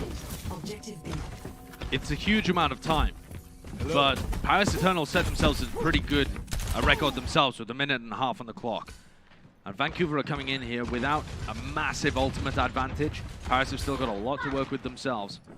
It's all about these neutral engagements though, because the first few seconds of these rush fights dictate a lot. Whose abilities are forced out first? Who ends up getting the better May walls off? That's the kind of stuff that decides how ultimates get invested. And it's a fast push for Vancouver. The speed boost and the Deadeye. Ooh, okay. The Deadeye ended up getting cancelled. I think Dalton was a little bit worried that the self-destruct was going to take him out. Blizzard comes through, but 8 up on the other side of things. Elevote taking it out of the fight. The Paris Eternal on the defense, committing the ultimates, coming up with a bit of the goods here. You can see the shield being laid down. What is that Earth Shatter? Done. Collecting it onto so many targets, it does force out the sound barrier, and the Vancouver Titans are going to be right back up on their feet, trying to turn this fight around. Already with the pickoffs. Not going to be getting too much of the fire strike, but now a bit of point pressure as the tanks are just laying it down. Already 50% in counting down, swinging away. Another Earth Shatter here. Shredlock tries to maybe make it happen, but lowers his shield for a second. It gets blown up. The recontest from Paris, trying to stop them. Deadeye also just going to be negated by the body, I suppose, of Elevote as he tries to stop them. Another Amp Matrix, you have to respect that. A really, really, really long team fight, just really being drawn out. Yeah. And the Paris Eternal, it looks like I want to say that they're getting up on top of this, but just as I try and say that it's going their way, the pickoffs start moving towards the Vancouver Titans. Earth Shatter laid down. Once again, another freeze up onto Dan. He's taken up. Flashbang round the corner. Chaos, Pandemonium, Amp Matrix, Self-Destruct. 2 ticks and counting. And the Vancouver Titans are going to be taking checkpoint B. That looked like Naga just got crushed by Mjolnir. Shredlock just ulted on top of his head. He was already dead, man. He didn't even Earth Shatter him as far as I'm aware. Yeah, that was I mean, that is the definition of scrappy. Both teams just throwing everything at each other, disrespecting each other as well, never disengaging. And the Vancouver Titans just trickle in one by one. I think the big deciding moment, though, for me, is when Dalton is up on the high ground, contesting against Kanza, Amp Matrix, and Onigod flanks. So the McCree has come off the respawn and is coming around the left-hand side from the attacker's perspective, going for the flank play, and instead, they just bop it. Okay, all right, finish him off. Here. Okay, finish him off. Everyone. Thank Nice, and this is actually the moment I think that I'm talking about here. Onigod on the flank around the left-hand side. Both get flash, but fire is there. I mean, they also had Pride there to be able to defense Matrix Dalton. So either way, that wasn't going to work from Onigod. But that kind of risky play that Onigod felt like he had to do ended up meaning the death of the Paris Eternal in that push, because they just didn't have the damage to be able to counteract, and also the people that were holding on rafters didn't actually have to worry about any longer range hit scan, so they can all stand in very open sightlines again. The pressure once more returns back to being on Paris. On the attacking side as well, so working against the worst time bank with 1.5 minutes to work with. TP again up to the rafters. That's what they've done a couple of times now. And now we creep. Yes, they're waiting silently, cautiously. They're laying down the turrets though. The teams are brawling. It's a moment of silence, but they immediately just explode onto the point. Undone with the 2K with the fire strike, manages to connect it onto 2 targets, but probably not going to be enough here unless we see some absolute heroics. The Vancouver Titans are looking like they're coming out better. Still, the point I want to make here, the Vancouver Titans, with every player that they lose, it's a little bit worse for them as well, because the spawners are going to be running all the way back, very far away, and the Paris Eternal are nice and close, so they're going to be taking a better team fight now. and they have the teleporter to be able to get into the actual point more quickly. So Paris are going to be engaging here before Vancouver have got their backline sped into position. And this time they just go straight to the point, recognizing that. What a shatter! Shredlock lays it down, and he's going to force out that immortality field nice and early. Still, the Paris Eternal, despite all that, there was no follow-up. And they just obliterate them in a blink of an eye. Holy moly. That was almost incredible by Shredlock, but again, didn't catch on to the one target that they needed, which was Khan, and Khan was immediately there. The immortality field was out, and at that point, no target is going down. Yeah, and they just overstepped themselves too. It's a huge Earth Shatter, but then they overextend to try and follow up on it, and as soon as the Paris Eternal are back on their feet, you're in enemy territory trying to take a fight where you're massively overextended without the support of your teammates. Dalton now in the clutch scenario, seeing what kills he can get done. We've seen this comp get run by the Dallas Fuel before. Okay. TPing back. Someone laying back here. The Earth Shatter. Okay. The overlapping shields, the walls, everything's going wrong, it feels like, for the Vancouver Titans right now. Self-destruct into the sky just to peel them all away. The Blizzard as well. No one can really touch this one. They have to try and find a couple of these picks. Teru eventually going down. Now you can see Fried, last man standing, is going to get demake, but the rest of his team is just about coming back into it, swinging away. The Ice Wall has to get used here early on. Shredlock, though, eventually going to be taking so much damage, and nobody has managed to dislodge Khan from on high, laying down the heals, laying down the damage. The overtime will start to burn, but nobody is going to be capable of touching this one as the Paris Eternal rocket their way into 4 points on the board. Hey, give it an inch, they'll take a mile. Paris Eternal there were almost going to get held at point A off the back of that shatter. And instead they pick themselves up, and Khan is the man of that round. Being able to land the immortality field the first time around to save them from Shredlock. And then on that point B, you called it perfectly, Brent. He's just up on the high ground. He got teleported over there, and he's just able to rain down the healing. Perfectly times the immortality field to keep Onigod, their main source of damage, alive on the point. And that's 4 checkpoints for the Paris Eternal. That's great. That gives them another opportunity to steal this map away and lead the series. We'll see now what the Vancouver Titans' answer is to it, because you remember the time banks as well that the Paris Eternal were working with. It's about half of what the Vancouver Titans have got right now, and they managed to get it. But that's the Assault game mode. I mean, we were talking about it earlier. You just need to win 2 team fights theoretically, and they don't even need to be clean in some cases. You can literally just scrap it up sometimes and squeak away with it. And now, I mean, it's looking a little bit shaky, I think. The Vancouver Titans have been coming into this, probably they were feeling quite good, but now it's like, okay, well, we have quite a lot to try and overcome here. Well, let's think about what Paris did on their defense last time. They all played around the point, tried to give Vancouver as much space as was needed. This time, Paris just scouting and playing up on this high ground here we go. hut. Wondering where they're going to reposition here. Now Dan is kind of playing off by himself, but it seems like Neptuno is going to go for a boop, and then maybe a wall, and an engage. That counter wall now not quite fast enough. Yeah, they're going to try and burn him up here, not finding what they were looking for. Elevo just off the off angle, you can see him just pumping in the damage into Shredlock, trying to take him down, but Dan will be the one who falls. Fried Wiener demeked as well. Onigod has to come up with something big, and he's already picked up the first kill. Trading out the tanks now, still at the off angle, finding the shot. Onigod! That is monstrous! Look at him go! Oh my goodness! He made it work for them, nobody punishing him when he was just taking that tiniest of opportunity. But again, Josh, you said it best. Give him an inch, take a mile. And Onigod just did just that. What a play. That's what he was trying to do on the point B defense last time when he got shut down by Dalton and Fire. This time around, nobody looking at him, playing from a safer distance, and he wins that fight for his team. That could be a match-winning play that Onigod just pulled off. He now has the Deadeye as well for the next engagement, same as Dalton. What do the Vancouver Titans go for here? They need a wall to be able to enter, and then the Amp Matrix. Amp Matrix immediately blows a belly boat. He was trying to take the off angle again to just pepper them, but he wasn't ready for the ultimate. Not tracking it! Done! Oh my god, that is monstrous! Lays it down in close quarters, and he's collected it onto so many players, but nobody could take care of the healers. Rolf was just, again, keeping his team topped up, ready and waiting to come back into the fight. And as Neptuno tries to just turn it around, not quite enough. Still, Onigod is alive, Elevote is alive, and they might be able to get a last-minute contest here.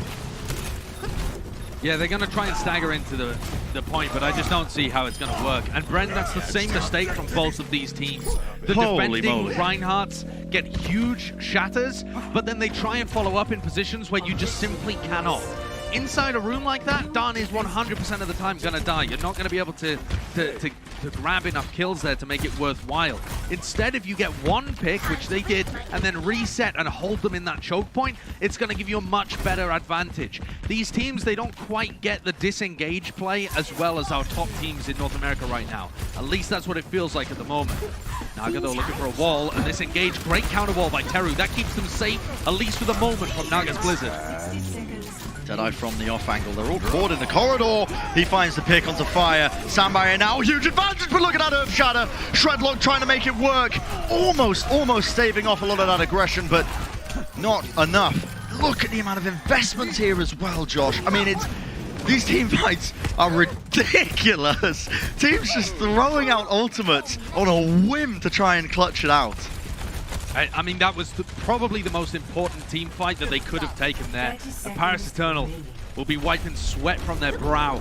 They feel like that's done like a great job. It's not enough. There's still going to be one engagement left, and they have Soundbarrier and a Blizzard.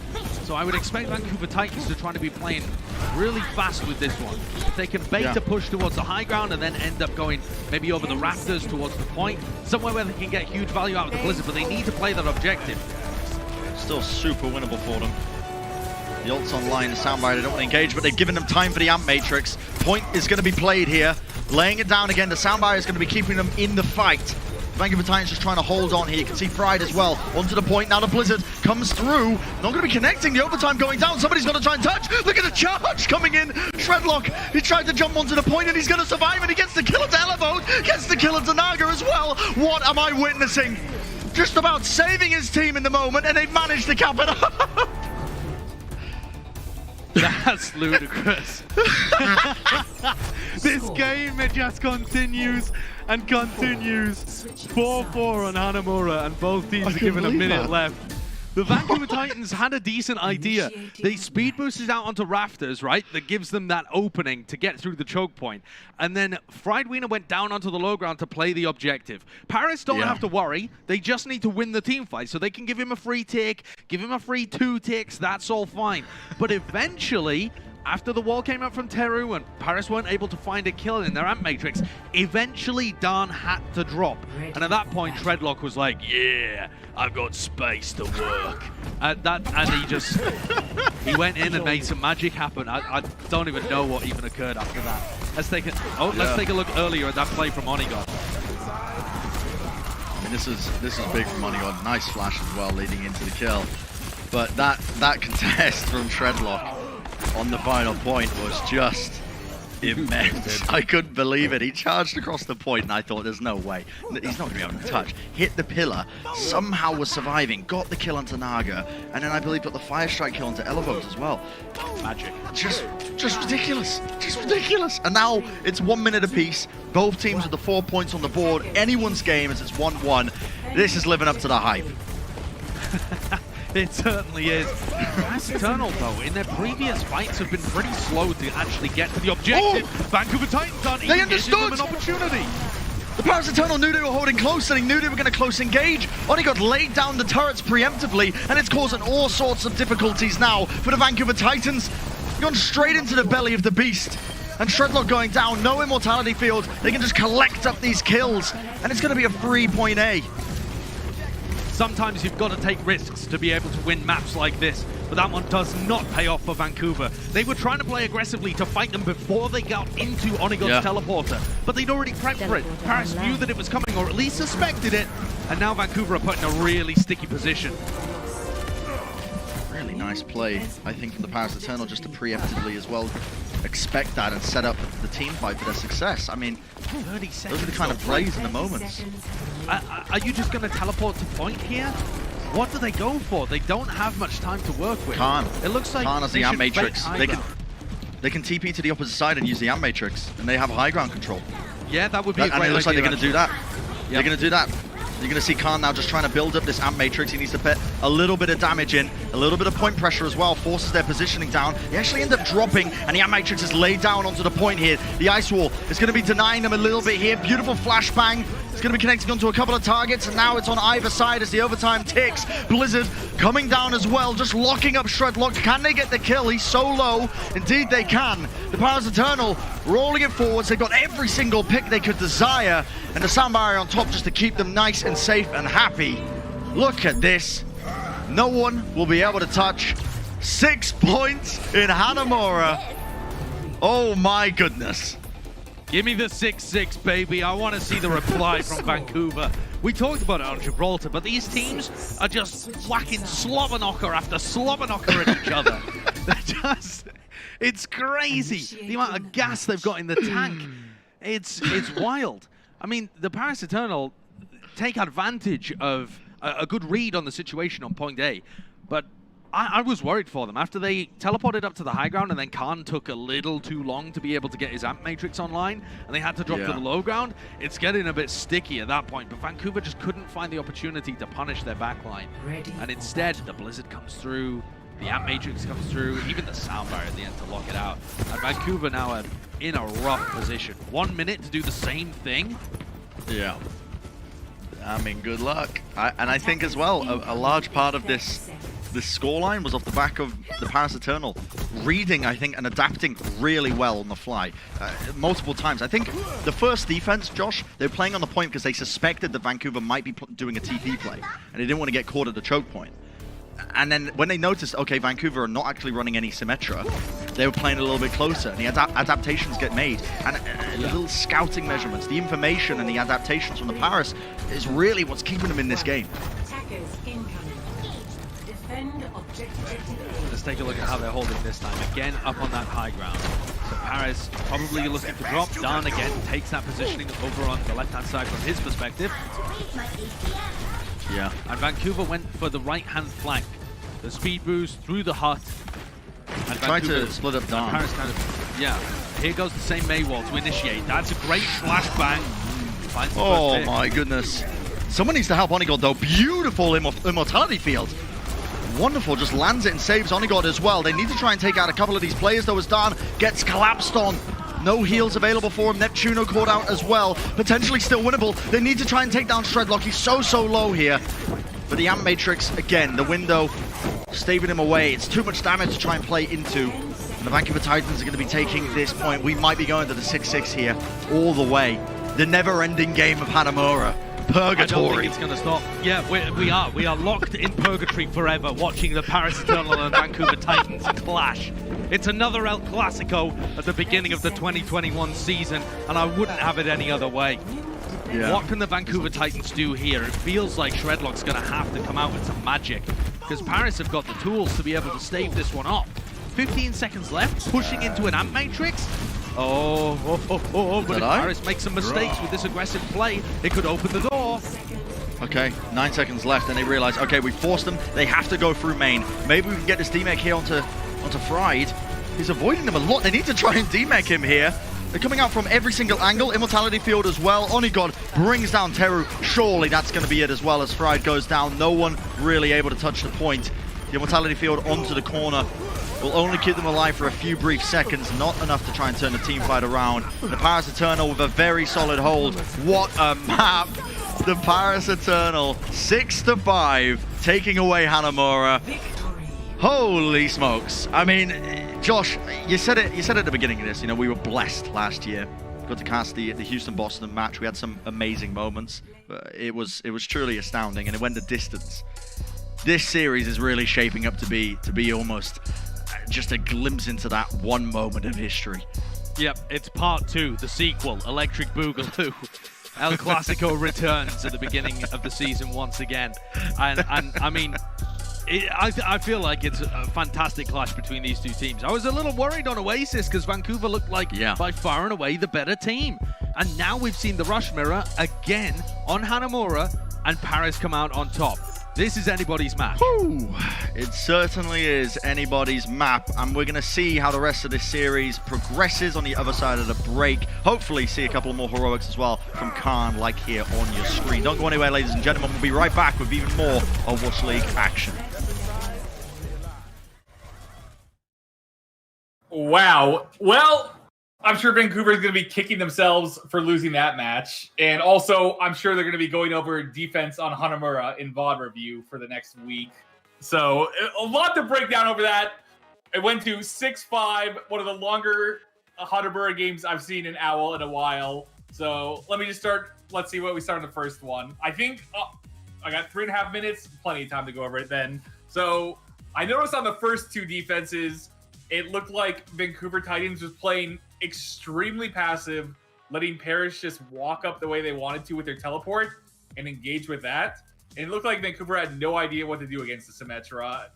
Although on the last defense there, the third one, they looked like they had a better idea. They tried rushing down early before they could even take the TP, but that's such like a kind of risky strat to do. The fact that they're running the Mei, more often than not, I would just like to look for the Mei to either ice wall the TP when he uses it, or look to just break it faster on last also. So definitely defense is the main thing Vancouver need to work on there. Their offense didn't look bad. They capped out, I believe, the second time with like 2 minutes faster than Paris had. So they were in the complete driver's seat until like that last defense when they made it 6-4.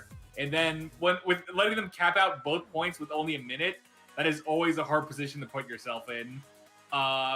Let me look at my notes here, what else I had, because there was a lot that went on in that game. I noticed also the first 2 rounds, it looked like Teru had both of his Mei ults either canceled or eaten. That's kind of just the nature of Mei sometimes, but it is one of those things where I guarantee that's going to be like a mental thing he's thinking about for the rest of the match now, worried about getting another one eaten or canceled. Because even though they weren't necessarily his fault, your team still will judge you sometimes, and you'll judge yourself also trying to get a better one. But I like how he's at least looking to use them aggressively. Because that's one of the big points I noticed last week, is it looked like he was very afraid to use his Mei ults. And with D.Va and everything, there is a good reason to, but sometimes you just got to go for it. And if it gets eaten, so be it. I also have no idea how Vancouver did not hold that second defense. I think it went with the one where they had like, I think it would have been like the end of the game there, where Shredlock hit like a 5-man shatter, I think, on everyone but the Baptiste, and they did not kill a single person there. Insane healing from the Paris Baptiste. He put the lamp down on and then was able to heal from above. But if you're Vancouver there, you have to get a kill there. Like, you have to at least force an ult there. They didn't even force an ult, and they let Paris just snowball in the last with Mei ult and beat. Like, that's just insane that happens. But that's also Baptiste for you. Baptiste does a bunch of heals. But other than that, like I said, on attack, Vancouver looked okay. Like, getting 5 points on Hanamura, that's normally good enough to win it. But their defense, they just did not have an answer for the Symmetra. The first 2 rounds, they just let them TP in and then do whatever they want. And then the last round, they tried to go more aggressive, but it looked like Paris was ready for it, and it just did not work there either. So, as close of a map as you could ask for. We're going on to Eichenwald next. I would definitely expect to see Teru still in. Eichenwald is another good Mei map. Dalton, I think, needs to take a small breather there. It looked like he was having a tough time on some of them there. And ultimately, that's the nature of Overwatch sometimes. Sometimes it just comes down to hitting your shots and killing the targets you need to kill. Not saying it was all Dalton's fault there. He still had a pretty good game overall, but he needs to do a better job keeping Onigod in check. Onigod seemed like a lot of time when he was on McCree was either winning the duel or just putting out a ton of damage and being a constant harassment. So they cleaned those up on Eichenwald. They still are only down 2-1. If they win this next map, breadsticks for everybody from Pizza Hut would be nice to see. That's not why I'm rooting for Vancouver here, but it is an added bonus if they do win this map. So I predicted 3-2 Vancouver earlier. It's looking like my prediction is in a good position now to be right. as long as Vancouver pulls back these last 2 maps. And Eichenwald should be another good showing. So let's hear, hoping for our 5th map. And I will see everyone either after this map for my closing or to talk about the 5th map. I will see you all then. This guy with so much experience that we just keep hammering home about how much this guy is a veteran leader for this team. And this is an important game for them to win. You look at the next matches that they've got coming up, going against Houston, going against Atlanta, going against Florida. This is their best opportunity to take a win in the next 2 weeks, right? Against the Vancouver Titans here. Yeah. And for Vancouver, it's the same kind of situation. They're 0-2 right now. They do not want to be going 0-3 because then, I mean, the Vancouver Titans schedule themselves is not that good. They're going up against the Washington Justice next, later on in this week. So both of these teams are kind of desperate to put a win on the board here against pretty reasonable opposition. And let's take a look at our McCree comparison as well. Onigod against Dalton. We saw Onigod with some big picks in that previous match, but Dalton shutting him down in a couple of other areas. And the way that the statistics look, Dalton getting the better end of it. Certainly seems that way, although Onigod has been the one who's coming up with a lot of these clutch moments, I think. And I mean, you can see that the deaths per 10 minutes, it seems like Dalton as well prioritizing, I guess, more consistent damage as opposed to the flashy plays, the high-risk, high-reward plays that might save Definitely your team not going in a for as moment. many flags. Yes, yeah, and it's, you know, I mean, it's up for debate how much that really plays into as well, a lot of these moments. I think Hanamura especially was saved by some heroics of Onigod from time to time. Still, we're going to be heading into a slightly different map now. Eichenwald is up next, and it's a map that suits all sorts of different play styles, typically rush though, so we're going to be seeing a lot of the same, I think, over the course of what we have been seeing thus far in this series. I agree with you. And now, I mean, this is Vancouver Titans fighting for their lives. But more importantly than fighting for their lives in this match, fighting for their first win of the season, they're fighting for breadsticks, Brent. The breadsticks, yes. Listen, if they manage to win this map, they're going to get breadsticks. I don't exactly know how it works, but I think as soon as they win Eichenwald, I think they just spawn breadsticks. I don't think they get the breadsticks. I think the breadsticks gets given out to fans. Sure, but I might be wrong. Well, anyway, someone gets breadsticks. It's baguettes versus breadsticks right now. It's the bread bowl. That's what we've got in front of us. Eichenwald, the battle of the bread. Yeah, the battle of the bread. All the bread enthusiasts hoping, praying that this goes to a map 5. Please give me my gluten. Please give me my gluten here on Eichenwald. Yep, and we'll see. I mean, it's appropriately put here. The Paris Eternal, 1 map away from closing out this series, and they'll be off to a great start for their 2021 Overwatch League season. A must-win situation now for the Vancouver Titans. We know they're capable of it. They played close that entire series. We know they're more than capable of it, so let's see it. Let's get some bread going in the bread bowl. Both teams going to be rolling out with very standard compositions, what we're expecting here for Eichenwald. And Paris given a lot of room in the choke point.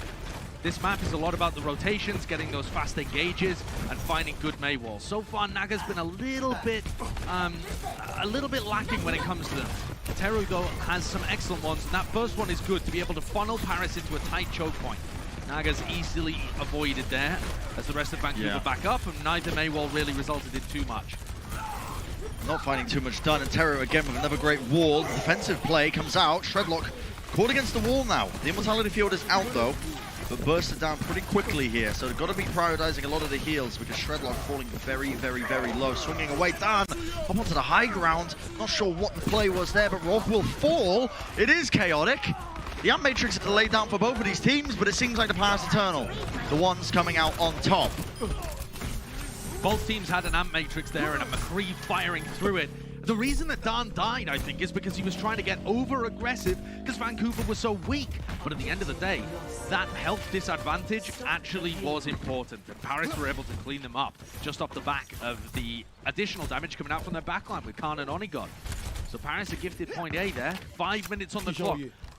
Essentially, the first team fight was successful for Paris. It was a little bit backwards and forwards, and it looked sticky at times, but Paris are going to be happy with that. An opportunity for for the Vancouver Titans to try and stop them here at this choke point. You can see Shredlock. We've seen some big Earth Shatters from this guy. But the Deadeye is the thing that's going to be leading it in. He wasn't expecting Onigod to just come looping around the side of that wall. The Deadeye unleashed. He's gone. In a bit of an off angle again, but he realizes, okay, I'm pretty safe here. Not quite. Stride comes back round the corner. Now Darn is in trouble as well. He's being pressured entirely now by the tank line. Stride might be getting caught out of position here. The Blizzard is going to go off without a hitch. And it will eventually mean that they're able to push us through. Don't let... Okay, Darn ended up going down to Fried. But that's okay, that's okay. Closer spawns, everybody, don't panic. Yeah, no panic, no reason to panic. The Paris Eternal, though, if they had kept their Reinhardt alive, could have taken an aggressive position. They could have taken high ground and tried to play around this Amp Matrix. Instead, they're going to be really slow, and Vancouver are already there. So that kill on Darn actually was important. See, the Amp Matrix is used, but there's no real targets for them. Self-destruct comes over the top. Not going to be finding any targets, but it does force them into unfavorable positions, and now they might be able to capitalize and collect off the back of it. You can see that wall coming out from Naga, the Earth Shatter from Darn. It's going to be connecting into the staircase. No one really able to hold a candle to it right now. And you can see, I mean, Terra's just trying to get out alive. Okay, stall himself onto the point for some reason. Yeah, this is fine though. Extra ult charge, yeah. I mean, oh no. I mean, it's not fine if he actually just gets stalled like this, though. No, it's okay. Okay. Yeah. I mean, he bought him a bit of time. He bought him a bit of time. Yeah, he was trying to did buy them time. He's not really going to be there, and his Blizzard aren't going to be there for this opening contest onto the point. So now the rest of Vancouver have to try and delay until he's back in. That comes down to Fried, but he's not able to get back into the mech. Beautiful little Earth Shatter there, lays it in, but the Mortality Field is the thing that saved them. Darn swinging away. It really does almost feel like a coin flip sometimes with these tank engages. Just swinging away. Darn again frozen up. He managed to turn around so he wasn't quite getting headshot, but swinging. Fire goes down. Surely somebody's got to stop this man. This burly German swinging away at the doors and nobody can stop him.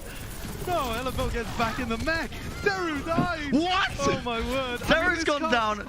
They can't but turn this. The staggering. Yeah, it's it doesn't bode well for their overall focus fire. I'll say that. I feel like it's significantly lacking in this series. Both teams, when they take engages, their players just split up and start trying to fight different targets. There doesn't really seem to be that same coordination that we see from the top teams, the best rush teams that we've watched. You know, your Houston, your Shocks, your Atlantas even. Vancouver, though, trying to put the pressure up, and Darn is stuck in a really uncomfortable spot. Yeah, great Blizzard though, I think, coming out from Naga. And look at this, they're trying to contest the point up because they've managed to go for the old wraparound. Onigod really quite low, has to back off to the safety of his team. He's going to be falling backwards. The last one standing will be Fried. And yeah, baiting them into that team fight engage, into the high ground. And they just split their attention completely because they realize, oh wait, they can't, almost at the door. They're trying to take fights in such unusual positions. And I like this aggression from Paris, just pushing Vancouver Titans right back to their spawn door. It looks like perhaps a bit of an overextension, but when you're coming off the spawn, this is a really vulnerable area for the Vancouver Titans. So that was nice aggression from Paris. It just keeps the momentum going, stops Vancouver from being able to hold the corner, and gives them a chance in this fight, because the ultimate advantage is vastly in favor of Vancouver here. Paris need to be aggressive. Remember back to what Neptuno was saying in that little portion of interview that we said. They want to be playing fast. They want to be playing aggressively. This is the kind of look you need from Paris. And Matrix going to be staving off a bit of that aggression, speed. Paris are definitely trying to put the fear into Vancouver Titans. You can see the Deadeye lane down. What an Earth Shatter! Come around the corner, but a great ice wall, not enough to stop them. The Deadeye will eventually get unleashed. And so many picks going their way. The sound barrier from Fire, fortunately only connecting onto a couple of targets.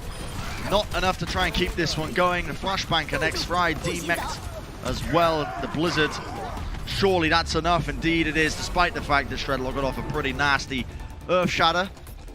Let's take a listen into the Paris comms once more. He was really about to shoot. Let's go. Probably he shot and by the ping, because of ping he couldn't. No, what do you mean? He's focus not up, focus up, focus up, focus up. Yes. Yes, they are. Okay, never mind. Okay, so on defense. There we go. On defense, and then all of his secret plans were about to be unveiled. So instead, you're back to us.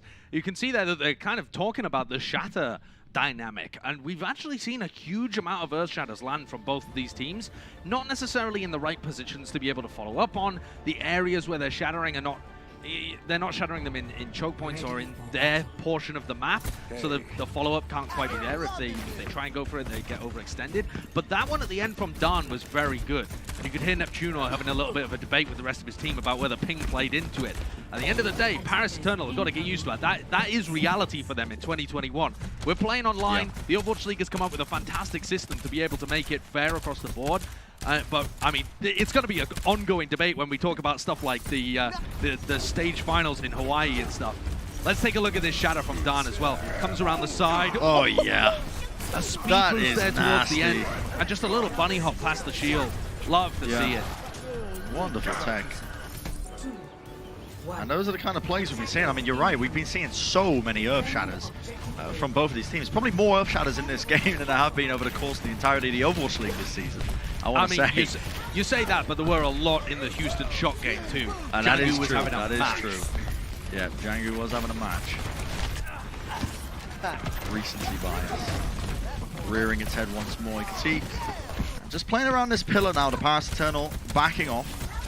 Just tempering a bit of this aggression now from the Vancouver Titans. And they're waiting it out.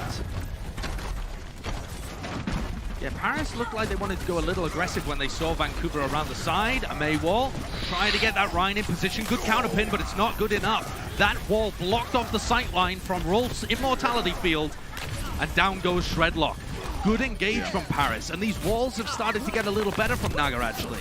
Now that Paris is playing with a bit more pace, the follow-up is there, and Naga's getting in positions to wall off Shredlock more consistently, I feel. It almost feels, Brent, I don't know, what maybe the players will agree to this when we get an interview with them afterwards, assuming they win. Even that is yet to be decided, but it feels like Paris are finding their feet, getting more comfortable. Maybe the nerves have started to trickle away. Absolutely, yeah, absolutely. And I mean, there's a point I was going to bring up, but it definitely feels like the way. A lot of the first Overwatch League matches of the season for these teams, we haven't really been seeing them running at full potential yet. But Paris, you definitely feel them warming up a little bit. And now another wall, the Amp Matrix leading into things, trying to follow it up. Unfortunately, they're just going to be backing off, but that is time gained at the end of the day. It is. They've got to worry about Rolf's Amp Matrix here. But Paris have a lot of ults to be able to engage with. Here comes the Blizzard from Naga. Another nice, fast, aggressive push from the Paris Eternal. They've taken out Dalton, Fireweek as well, and FRD ends up getting demeched. Rolf's Amp Matrix was just way too far forwards, and Paris Eternal pushed all the way through and past. Yep. Self-destruct off by Elevo. He just wanted to get back into the mech. Wasn't really expecting anything to get done from that ultimate. Really good team fight win. I think a good understanding as well of what they needed to do. They knew the Amp Matrix was going. They didn't want to let them set their own pace. And now you can see the aggression coming through. Deadeye, speed boost around the corner. Instant war comes out. Onigon needs to be careful. Mortality Field was laid down from Khan to keep them alive. Earthshatter traded out, actually, from, I believe, both of these teams. Shredlock trying to get the value, and indeed he does, as Dan and Naga will fall. And here we go, the Vancouver Titans in control of point A, one step closer to unlocking the breadsticks. I don't know whether they're focused on the match win, but I'm focused on the breadsticks. And at the moment, they're looking like they're doing decently. That last engagement was the first one where they had a foothold at the beginning. The early force out of Khan's Immortality Field, was the key to winning that fight. Onigon just overstepped his boundaries a little bit, and Khan felt like he had to throw it out. Now for Vancouver, they have high ground disadvantage. They're playing from the low, right by that portcullis. But if they can anticipate Vancouver Titans dropping down, if they can anticipate Paris dropping down, Teru can get a preemptive Blizzard here that could be disgustingly large. Yeah, and a lot of pressure on Elevo to try and eat this. They try and go for the engage, speed boost in.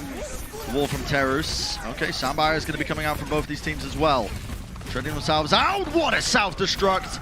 Freud laid it over, there was nothing to stop it. The pin, a last-ditch effort from Dan, just to try and get a bit more time off the point. Not enough. And the Vancouver Titans rolling this one further forward, getting past that initial choke point, a big win for them. And this is where I'd love to see Vancouver actually go more aggressively than this. They have a Blizzard to be able to play with. They have a Deadeye that could be crucial for like a little high ground flank halfway through. But instead they're allowing Paris Eternal all of the space they need to get back in, to take the high ground away from them, to position Onigod in a great position for his own Deadeye. There we go. He's looking for the shadow, I think, to try and set this one up. Under the cart! Finds it onto Shredlock and Fire. Only 2 targets, but it's going to lay into the Blizzard now as it's laid down and it's freezing up, I should say. All these targets. Nice little bit of value there as the Fire Strike connects onto 2. And nobody's really able to dislodge Onigod from on high, so he's pumping in that consistent damage. He's going to walk away with a little 2-piece as his reward. And that just felt a little too passive from Vancouver. I don't like the idea of winning a really decisive team fight and then not taking any space off the back of it. They just sat 6 people on the payload, trying to get it as far as they possibly could. That's not... You don't see the best teams in the world play rush in that kind of style. Now Vancouver pathing up through the bottom. Paris need to look for a good rotation here. Whoa, that was a big flashback coming out from Dalton to stop the Paris Eternal's rotation. And they're going to be able to get priority access to this payload. Oh, wow. Okay. That Matrix is... And look at that, the Icicle. Naga sends it through the Amplification Matrix. Extra damage. Tero gets 1 shot from across the map. And at that point, you lose your May. It's done. Onigod falls off the map? What? How and where did that happen? Maybe a little bit of a roll. Yeah, maybe a roll, misstep, gliding off the side, but it's kept Vancouver in the game. They were looking to try and disengage this fight, but it's rotated back around now. Paris will have to be just playing onto this bridge here. And it's going to be a brawl straight across here as we're heading into it. 50 seconds remaining. The Deadeye from Dalton. He's going to be using it just to force the positioning, pushing them back, and nobody can stop the bullets. Neptuno getting that kill, but Tero goes down once more. Self-destruct and the Blizzard, but not many targets really going to get caught up in this. Now the Sound Barrier. Fire wants to try and lead his team in. They need to play with this health point advantage, but they're walking straight into the Amp Matrix once more. No one really concentrating on Fire, but a flashbang eventually brings him down. Self-destruct from Fried. Probably not going to be doing too much work as they've got plenty of players left standing. Yeah, Shredlock just overstepped his boundaries there a couple of times. Not able to get value out of that sound barrier towards the end, and now dire situation. Who can even touch this point? Surely Shredlock's going to be able to get up to it. Maybe Fire, the block on the Earth Shadow, that's crucial. And this Blizzard, does it even catch anybody? Onigod towards the back. That's all the damage gone for the Paris Eternal. Oh, and this is a wonderful play. Neptuno just about missed his boop when he tried to go for the backline to try and turn it around, and it's kept Dalton back in it. And he set himself up, the Deadeye, the damage from on far. And it's just the edge they need now for the Vancouver Titans to clinch out that fight. And a minute 30 is what they're working with now. They have to try and finish with time here. I'm on fire. Yeah, that is an absolute necessity for them. This series would still continue if it ended in a draw, sure. We could go the entire distance and keep this bread bowl going. I'm not mad about that by any means. Do they have enough breadsticks? Who knows? But the Vancouver Titans are trying to push forwards. Wall to disengage as well as they just speed boost back around the corner. Still got a minute to play with here, but only really a shatter in this fight. Can Shredlock find some magic? We've seen some wonderful work coming up from the main tank players. Lays it down again. And look at that, 2 targets. Naga and Elevo taken out of the fight. See the Amp Matrix come through just to try and stave them away once more. It is chaos, it is carnage, but it feels like Paris are just about the ones who are coming out on top here. Players are getting caught out of position. Teru has to use his Ice Wall defensively. The hammer swings are connecting onto targets that are probably not even intended. But they do disengage in time, but 25 seconds now. Final fight for the Vancouver Titans. And this looks like Paris' opportunity to put their first match on the board in 2021. Okay, I thought Dharm was going to go for a cheeky little shadow play around the corner, but they do just that. Look at the aggression! The sound barrier is unleashed for the Vancouver Titans, but is it going to be enough, Dan? Okay, he overstepped himself a little bit, and now he's given Shredlock an in into this match. The Blizzard once again locking these players up. And it was a cutesy play by the Paris Eternal, but not well executed. Overstepping themselves again. Taken out, and the Vancouver Titans, yes, they're going to get this overtime burning now, but they need to try and close it out. Essentially no ults available, and again, Vancouver are really reluctant to take the space that's being given to them. They're just playing all around the payload. Onigod, we've seen him go for flanks before. Surely FRD would shut him down if he went for the high ground like that, and Onigod instead has had to go back to the point. Dalton taken down, that's all the damage from Paris. Yep, Samurai engage onto them. It's a huge amount of health. The shield has to be held. No one's really swinging into Shredlock, but he is so split up at the moment. Still, Naga falls again, but look at this. Onigo with the Deadeye, just to try and save the day. The shots come through and they are ringing true. Only a couple of players left remaining, and it's not going to be enough. Darn on the Wrecking Ball, and that is going to be that. The map is closed out. The Paris Eternal taking it away. That is going to be a tasty little 3-1 win. Yeah, gorgeous final pick there as well. The opening kill from Khan as he takes down the McCree from the Vancouver Titans, takes all of that damage away as Dalton drops to the floor, and they just can't finish it out. Paris Eternal, they should be happy about that win. It looks like, from the look on their faces, they're still, you know, contemplative, very sober individuals. Yeah, I saw it and I thought, do they know they've won?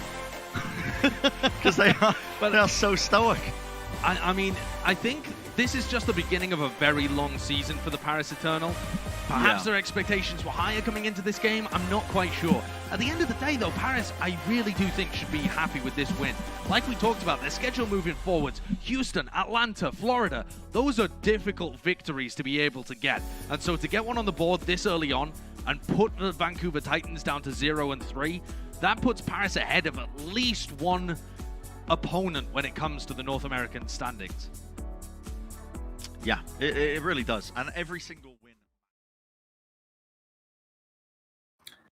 Well, I guess the breadsticks and the first win will have to wait for Sunday, hopefully. Unfortunately, Vancouver Titans falls 3-1 to Paris.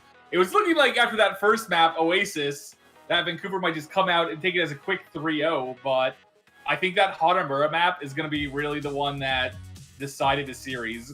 The fact that Vancouver was in a very good spot to win it, but ended up losing that. As someone who's been in that position before, those ones can just break your mental. Like, when you know you had that map won, and somehow it falls away, it is so hard to clean yourself up for that map 3. I think if it would have gone the opposite, where, say they had, lost the first map or something, but won that Hanamura, I think that could, it would be the opposite. They would have a lot more momentum going into the Eichenwald match. But it really just looked like the entire time on Eichenwald, Paris just had them pretty much right where they wanted them. Vancouver's first attack was way too slow again. It was the same issue on Gibraltar. On Gibraltar and here, Paris capped the first point almost instantly, and Vancouver capped it with only a minute left. And right there, you're already so far behind the 8-ball that it's a hard position for the rest of it. So unfortunately, Vancouver falls 3-1. I think Fire, again, continues to show that I think he's just a very solid spot in the team. He's making plays when he needs to and not making mistakes. I'm still seeing Rolf dying in a lot of fights where he just cannot be dying. And without actually seeing his view, I can't say whether or not that's an issue with his positioning or with his teammates just not supporting him.